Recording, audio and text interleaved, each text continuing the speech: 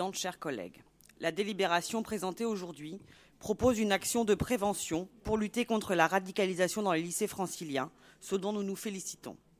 En offrant une ressource pédagogique et éducative supplémentaire, l'exécutif régional réaffirme sa volonté de s'inscrire pleinement dans ce chantier immense qu'est la lutte contre le terrorisme. Phénomène international et multifactoriel qu'il est nécessaire de prendre en compte dans une approche globale allant de la sécurisation à la sensibilisation. Depuis la proclamation du califat de l'aile en juin 2014, les attentats terroristes revendiqués par l'État islamique et ses diverses ramifications ont fait plus de 1600 victimes dans 20 pays à travers le monde. Le territoire francilien est la région occidentale la plus frappée avec les attentats de janvier et novembre 2015.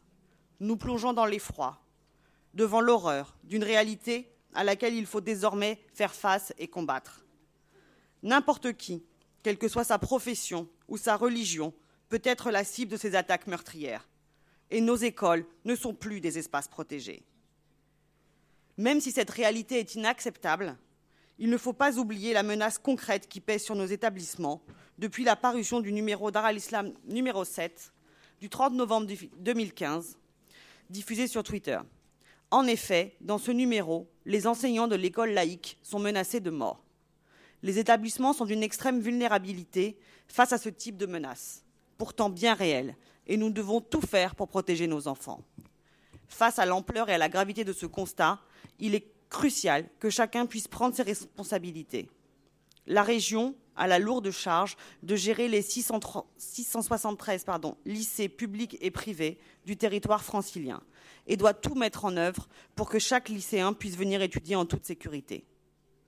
La sécurisation des lycées est une priorité de l'exécutif régional et cette volonté de faire des lycées des bulles de sécurité s'est traduite par des actions concrètes dès le début de la mandature, réaffirmées à travers le vote du budget. En janvier dernier, ce sont 1,2 million d'euros qui ont été investis dans des travaux de sécurisation pour 37 établissements, puis 1,1 million d'euros en février pour renforcer la sécurité dans 36 lycées. Ce cycle de conférences, les grands témoins contre le terrorisme, s'inscrit dans la complémentarité de ces mesures et nous saluons cette volonté de proposer un outil de prévention supplémentaire pour les lycéens. Les actions de prévention sont essentielles dans ce domaine. Pour l'année 2014-2015, ce ne sont pas moins de 857 cas de suspicion de radicalisation d'élèves qui ont été signalés dans l'éducation nationale. Nous ne pouvons que souligner la nécessité d'initiatives pédagogiques et éducatives pour prévenir et empêcher cette radicalisation. Phénomène pluriel, elle relève d'un processus d'emprise mentale qui trouve sa source dans l'environnement de l'individu. Elle est associée au terrorisme car elle prône souvent l'adoption de la violence armée comme moyen légitime d'action. Le but de la radicalisation est d'effacer chez les jeunes toutes les valeurs précédemment acquises. Elle peut entraîner une rupture avec la réalité.